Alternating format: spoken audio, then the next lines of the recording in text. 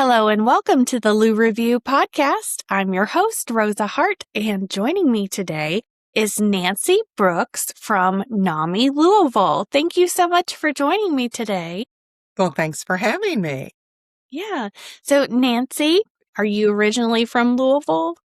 I am. I am originally from Louisville, grew up here, did not move away from the city other than college at the University of Kentucky until my husband, who's an engineer, told me he had an opportunity in Southern California. And he said, it's only temporary. We'll only be out there for 18 months to 2 years.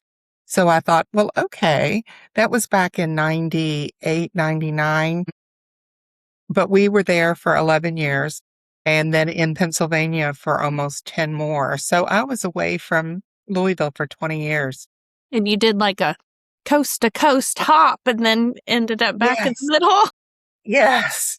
Well, I guess I always thought I was coming home. It just was, the adventure was on and we just kept doing it. And I really had some great experiences and grew a lot, I think, from living other places. So it was a valuable experience.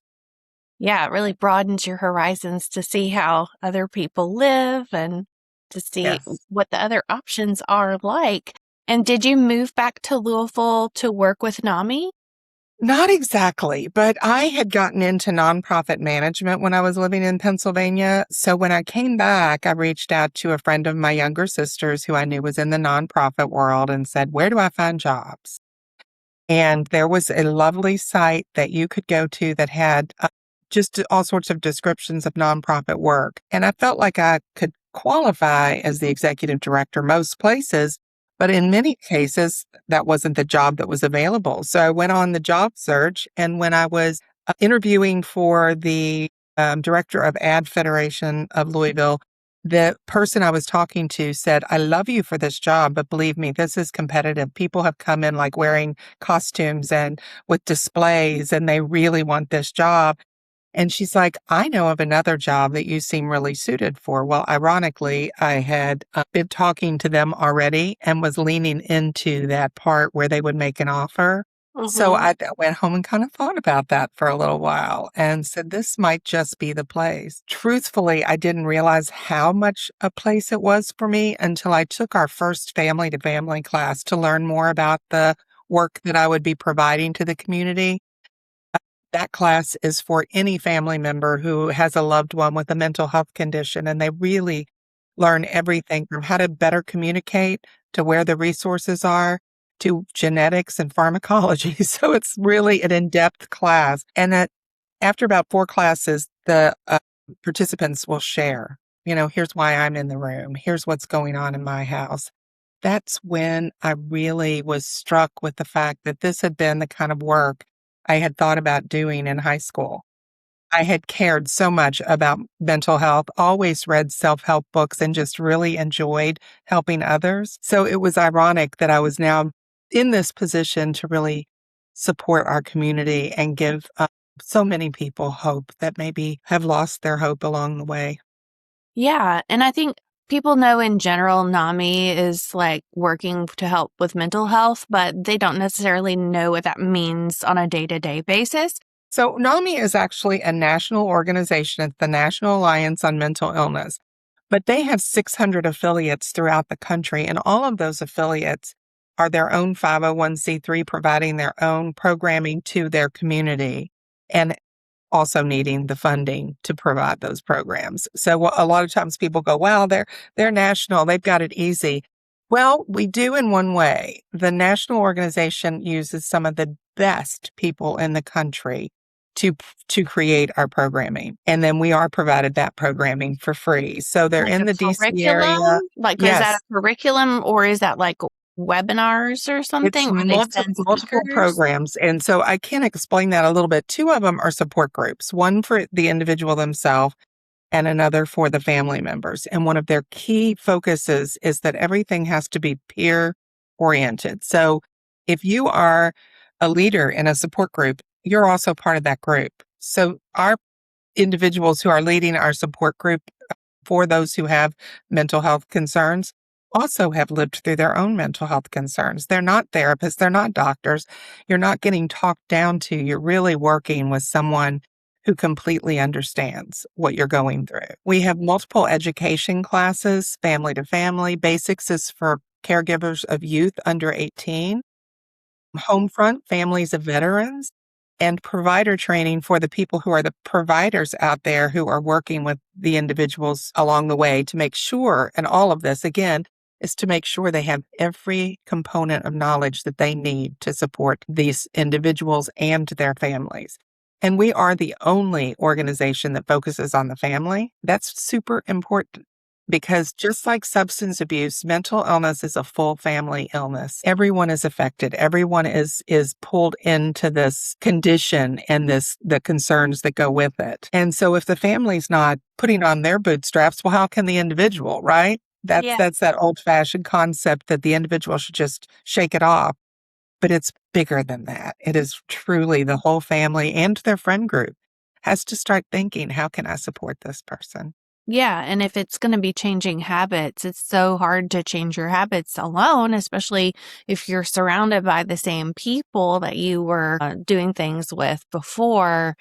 I know just even in making dietary changes, it's really hard. I Yeah. tell my husband, if you want me to be successful, I need you to not be bringing home ice cream. Please go have it somewhere else. Yes. If it's at Yes. the house, it's too much for me.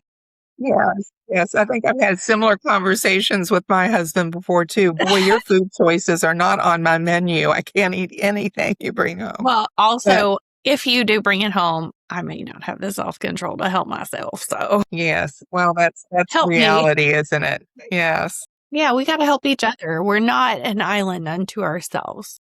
I think that's the beauty of these peer relationships as well that the NAMI programming offers is that many times with mental health, especially when it's a young person and you're getting this diagnosis or the call from the counselor at school, suddenly you feel so isolated. It's not like you can go over and say, "Oh, my child has, the flu." No, my child has a mental illness, comes with that stigma, sadly, that it still exists in our community today.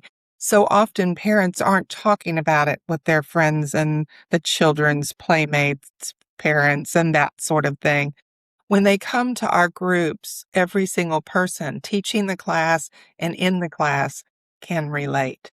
And they have a basis of information that they've used along the way that is sort of like tricks of the trade almost. Hey, wait a minute. Have you ever thought of this one? Or when that happened with my son, we did this. That's just super helpful. Super helpful. Yeah, it is. And then it might be what people call anecdotal evidence, but that's real world application, people. Yes.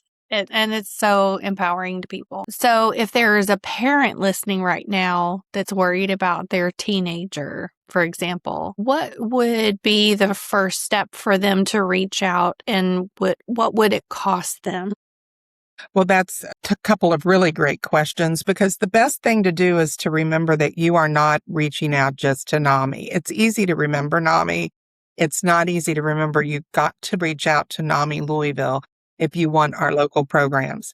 So the best way to do that is to go to our website, namilouisville.org. And in there is, one of those comment boxes that you can ask a direct question. There's also programs listed that you could look into and say, oh, this might be something I'd like to register for. Someone will reach back out to that individual when we get their submission and start to talk to them a little more openly about what's going on. I had one that I saw recently, a parent of a 20-year-old. Now, normally they wouldn't qualify for basics, but there might be a lot of things that particular mother is struggling with that she did not put in that submission form. So once our staff member calls them and starts talking, we can identify, well, you probably would be better in a basics class because the association with when the onset occurred and what you're dealing with educationally, et cetera. But what if it's depression and this child is really isolating and pulling away? Well, we also have QPR suicide prevention training we provide. And that would be an awesome place for them to learn how to talk to their loved one, to identify the signs and symptoms, to know the resources, and really, most importantly, probably to make sure that the house is as safe as possible. We often forget that self-harm is not something the person's thinking about 24 hours a day. But when they do feel those desperate moments, we want to have protected them from themselves as much as possible. And you Reduce asked the about opportunity. absolutely. You asked about cost. We do not ask directly for any cost for any of these programs.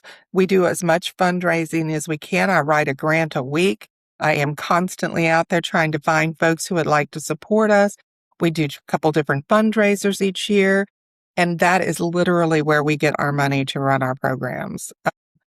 We're always looking for volunteers and we're always looking for donations, and those links are also on that NAMILouisville.org website. And then you said the groups and things are led by other like peers. So if there's someone who doesn't have a mental health diagnosis, how can they best support you as a volunteer? Are there ways they can do that? Yes. Yes. And I love that you've asked this question because one of my biggest points I've been making lately is if you looked at mental health like a food pyramid, for example, almost all of the funding goes to that top few percent, where most of the people reside below that, where there's resources and opportunities for them to be housed or hospitalized, etc. But before that, that's where we come in. And without those preemptive situations and contacts with someone like NAMI, where we can get you connected early on and begin that process of learning coping skills and supporting that individual, it doesn't always take, genetic predisposition or extreme trauma for someone to end up in a crisis moment. It can be. I'll use an example of one of our leaders of a group. He said he came to NAMI Louisville when he had 3 small children, was working as an executive at UPS and doing fabulous. And one day his wife came home and said, I think I want a divorce and I'm thinking of moving to California. Poof, right? Now, he didn't immediately notice that he was having mental health concerns. It took months. But one day he looked around him and he said, something is not right. My friends aren't supporting me. I've been kind of demoted at work. What is going on here? And that's when he realized I need to see a professional for my mental health. So we have to remember that's the truth for all of us. There's always a possibility that a struggle could occur. And that's why I talk a bit about coping skills, something we do a lot of teaching with young people. That's a whole nother program NAMI has. And then what do you think is the most common misconception about mental illness that you still hear in 2026? And how does Louisville specifically show up or fall short for people in crisis? Well, again, I think we fall short in the fact that we wait for the crisis. There's absolutely no reason to wait for the crisis. If we had the funding that we would love to be able to provide, a very open forum for people where the stigma's not there. Walking in the door, you don't feel like, oh, I'm going back to the clinic where I saw the therapist. You're walking into our real open door space and being provided all the tools that you could possibly need to avoid that crisis. And we see crisis in 2 ways. We see those who are dying by suicide, which the numbers are increasing. Louisville's already statistically higher than most, but where we're seeing some increases are in our youth. And in the Black population, we haven't always seen a lot of suicide there. We even had a rise in male suicide. It's always been more common for men to die by suicide than women, usually because they use lethal means. But when we look at some of the situations with LMPD recently, and I am working adamantly to train officers better so that this doesn't happen, but those particular situations were also situations where the individuals probably didn't know where to turn. Yeah. And what would you say is the most common misconception about mental illness that you hear? I hear a lot is that, because certain environments are tougher, that's where the mental illness resides. So it's, to me, that is part of the stigma. You're saying, oh, people must have to live in a certain neighborhood or look a certain way. Absolutely not. It will find you wherever you live, no matter how wealthy or smart or charming you are.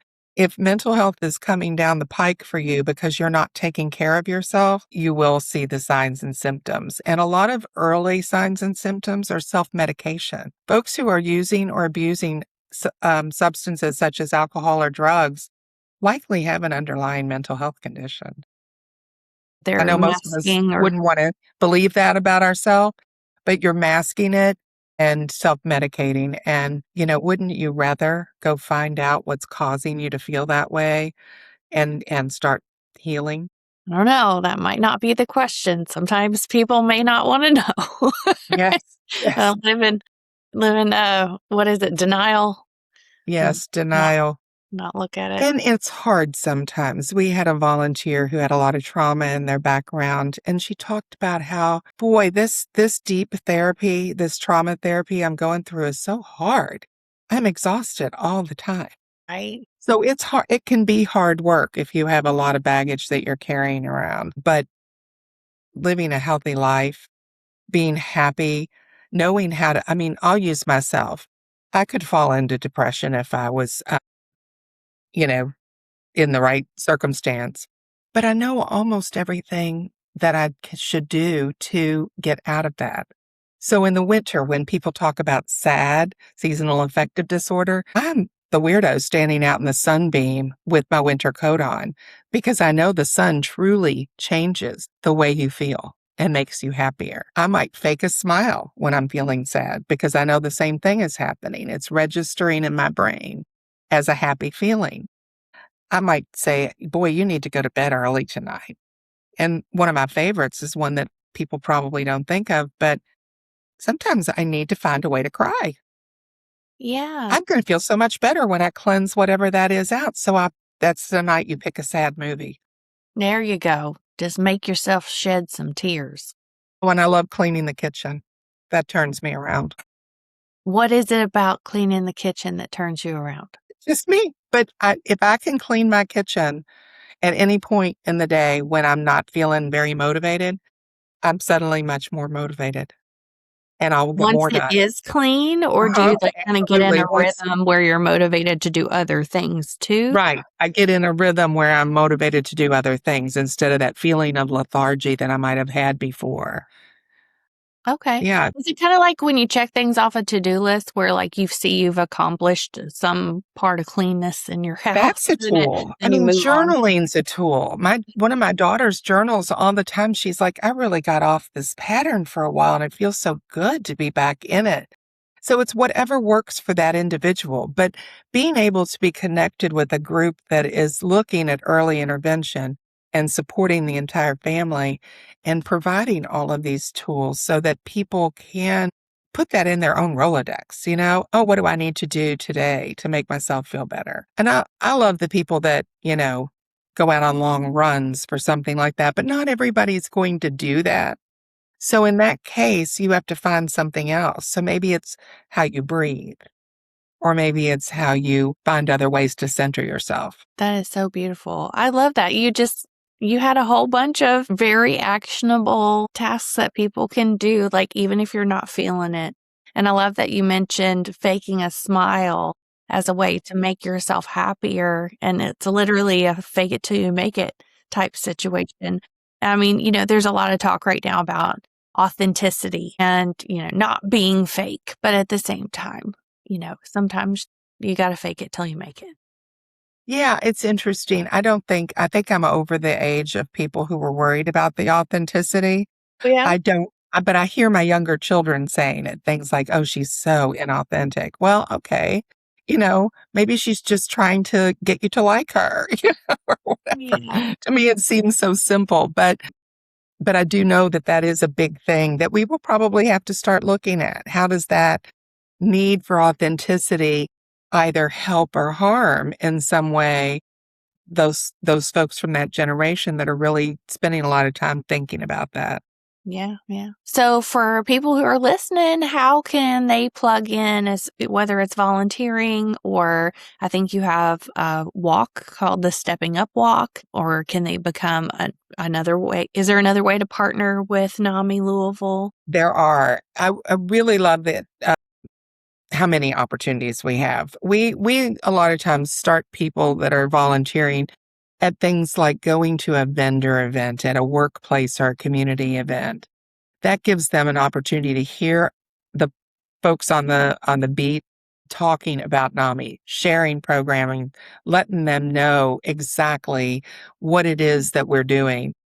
However, there's some people that are more qualified than that. So someone with a mental health provider background might want to get into teaching classes right away.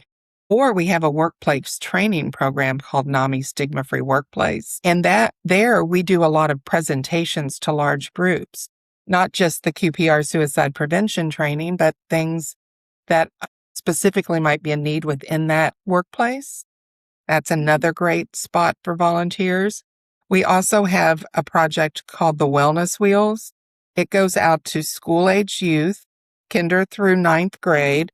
We are going to start moving it up, but we are adding the programming 1 year at a time, and also to community events. So folks could go and get involved in that. Young people, we have a youth advisory council for anyone 24 or younger.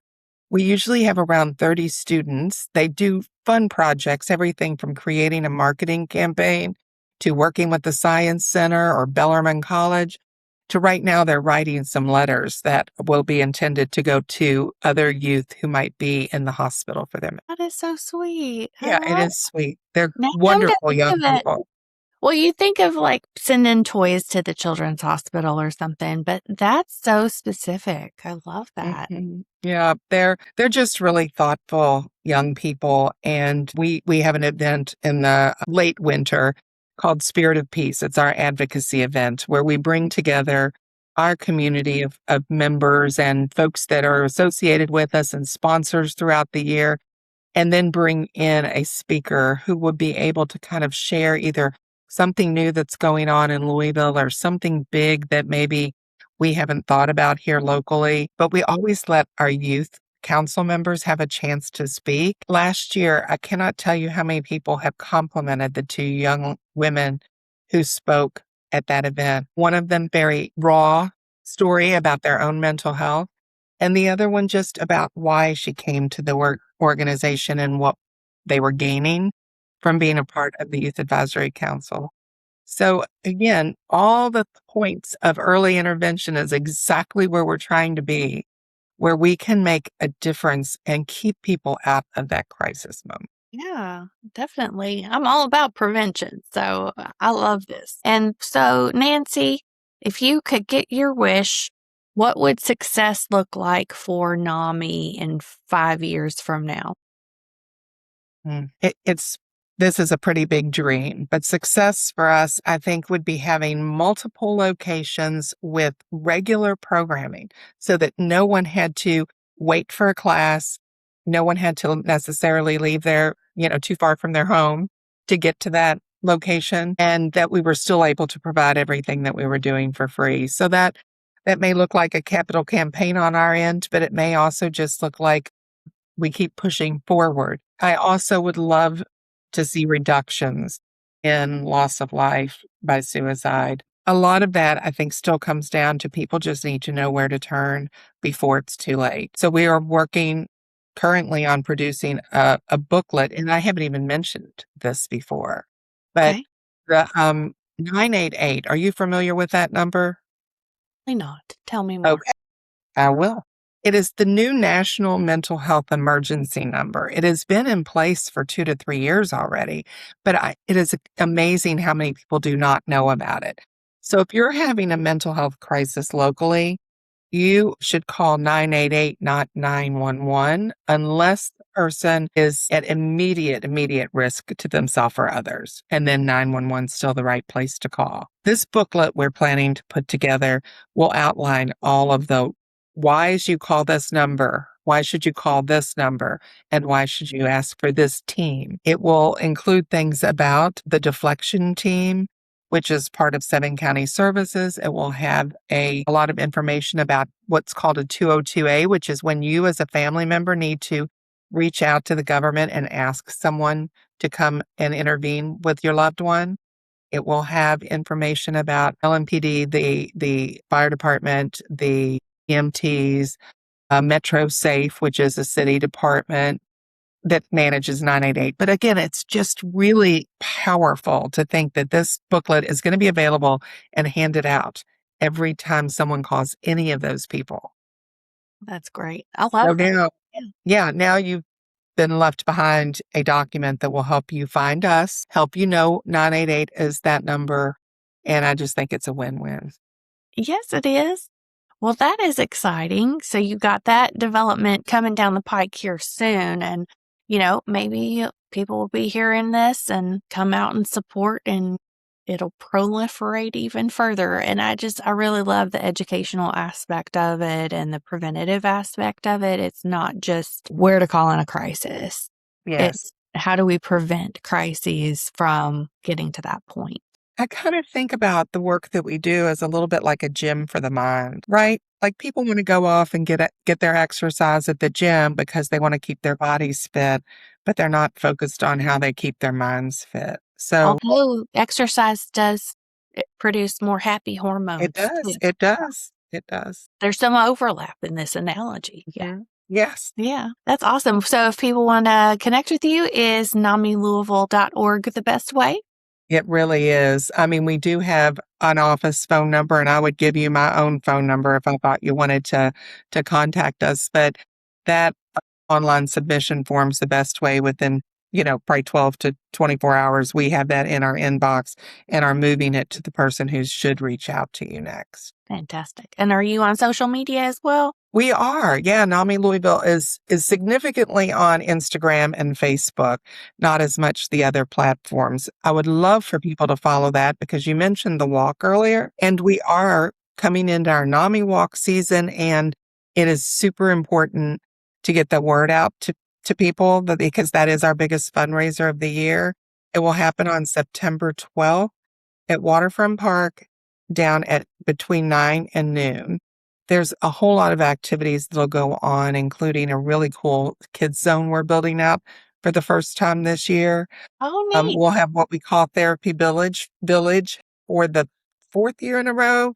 That is different types of therapies that you can kind of explore when you're down there, learn more about what it might be like to, have music therapy, for example, or art therapy. And then we have a long row of vendors who are mostly providers in the community of mental health services. So you can connect with them also and see if there is something that they do that might suit your need or your family's need. The wellness wheels will be down there so people can see what that vehicle looks like and explore that. What is the Wellness Wheels? The wellness wheels is our youth vehicle, and it is a renovated school bus and has a lot of really positive phrases on it all around the bus to kind of get your attention. And it's a project that has actually been supported mostly by Cozair for Kids and the city of Louisville. So we're super thankful to those sponsors because we can go to schools and provide the curriculum. We can go to community events, and we're lining up to go more and more to bigger events in the rest of 2026 and 2027. I can't say exactly where yet, Yeah. but it should be pretty Okay. exciting that we will be out and about a lot more, and people will be able to come up and, get in the activity that we're doing and find out a little bit more about the local resources. But most importantly, just have a good time and delivering that message all at the same. Well, good stuff. That's awesome. Okay, so you heard it here. If you want to connect, go to NAMILouisville.org or find them on NAMI Louisville on Instagram or Facebook. And for those listening to this episode of the Lou Review podcast, be sure you like and subscribe wherever you're listening or if you're watching on YouTube. And this has been made possible by the Lou Review Foundation. And I'll see you in the next episode.